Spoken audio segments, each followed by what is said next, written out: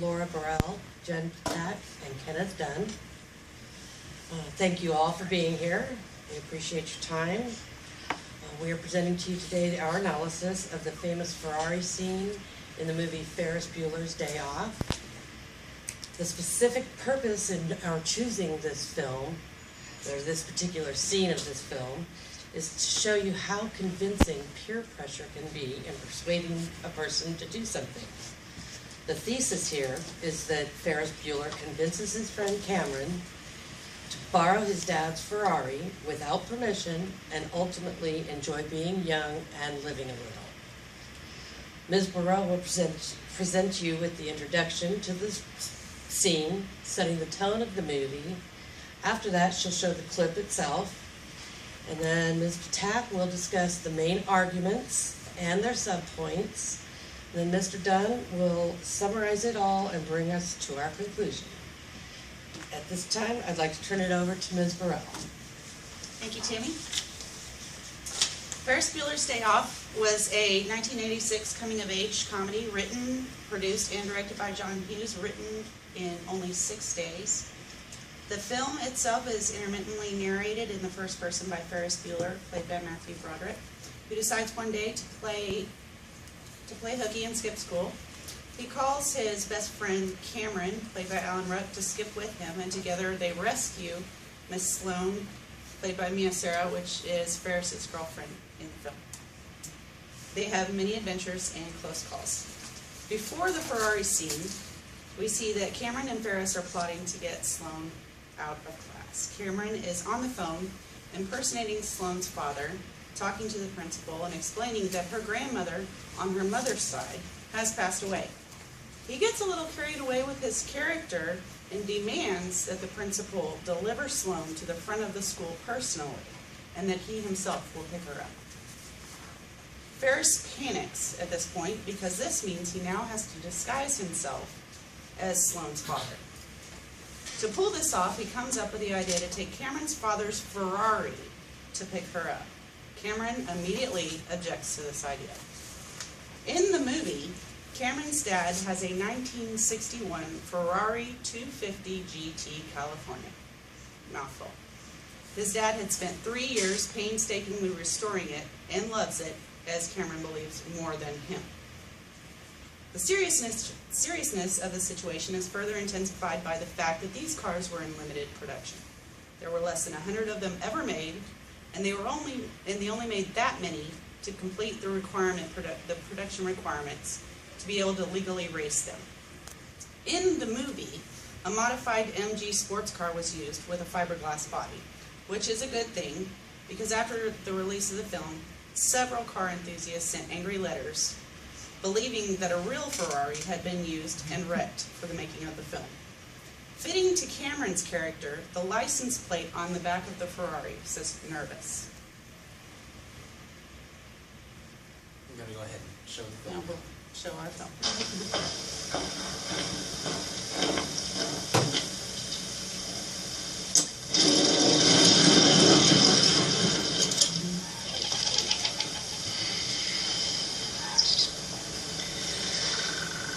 The 1961 Ferrari 250 GT California. Less than 100 were made. My father spent 3 years restoring this car. It is his love. It is his passion. It is his fault he didn't lock the garage. Ferris, what are you talking about? Ferris, my father loves his car more than life itself. A man with priorities so far out of whack doesn't deserve such a fine automobile. No. Apparently, you don't understand. Wow. Ferris, he never drives it. He just rubs it with a diaper. Hey, remember how insane he went when I broke my retainer? Huh? Come on, that was a little piece of plastic. This is a Ferrari. Que bella. Cameron, I'm sorry, but we can't pick up Sloane in your car. Mr. Rooney would never believe Mr. Peterson drives that piece of shit. Piece of shit? It is a piece of shit. Don't worry about it. I don't even have a piece of shit. I have to envy yours. Oh, thanks. Look, I'm sorry. There's nothing else we can do.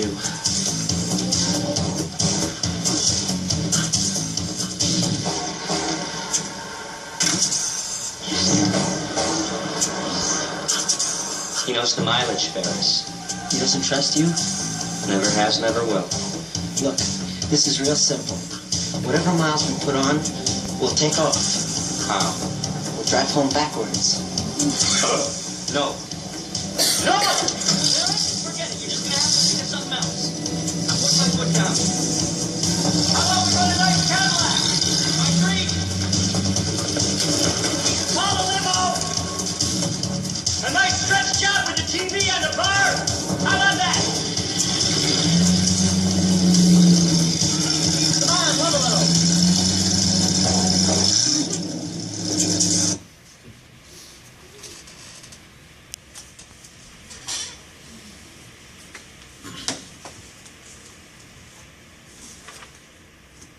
At this time, Tami Cabrera will speak with points and subtopics. Oh, that's okay. Thank you, Laura, for setting the tone of the movie for us. There are three main points to this particular scene. Main points are complete sentences that create a dialogue with the audience, as defined by hawaii.edu.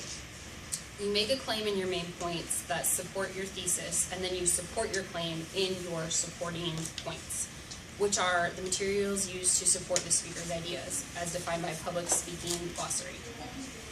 The three major kinds of supporting material are examples, statistics, and testimony. In this speech, we will be using examples from the scene to show persuasion. The first main point is trust. At the opening of the scene, the two boys are standing outside of the garage, and as they open the doors and walk in, Cameron gives the details of the Ferrari. That is lines 24 through 26 on the script that we handed out. Ferris points out that Cameron's dad did leave the garage unlocked. As the conversation continues, Ferris walks all the way around the car and finally sits down in it. At this point in the conversation, Ferris asks Cameron, "He doesn't trust you?" which is line 82 of the script, referencing Cameron's father. And Cameron replies, "Never has, never will," which is line 85. Ferris then reaches into the ignition and starts the car. At this point, it's implied that the keys were left in the ignition because you don't see them throughout the scene. Then, at the end of the scene, when Ferris pulls out of the garage, the license plate on the car reads, as Laura pointed out, nervous. All of the points listed above could lead you guys as the audience to believe that Cameron's dad either wanted Cameron to take the car and left it all set up for him, or that he really doesn't care about the car as much as Cameron portrays it. Both of which Ferris is trying to convince Cameron of. The second main point is rationality. As Laura mentioned in her introduction to the movie, a scene or two before this, Cameron had called the principal pretending to be Ferris's girlfriend's father, and Cameron tells the principal that he will pick up Sloan, and Ferris points out to Cameron that Sloan's father wouldn't drive that POS car, which is lines 56 through 60 on the handout. And more likely, he alludes that he would be driving something more of a Ferrari. In another previous scene that you can see on youtube.com, we can see that Cameron drives a small four-door white car, which is the normal type of car teenagers in that era would have. The third and final main point to this scene is the decision. Once Ferris gets into the car, he states, "There's nothing we can do," which is lines 74 through 76.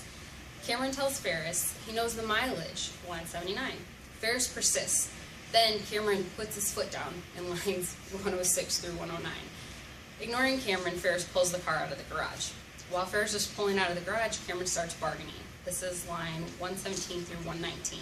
He offers to rent a Cadillac, even a limo, nice stretch job with a TV in the back, in the bar.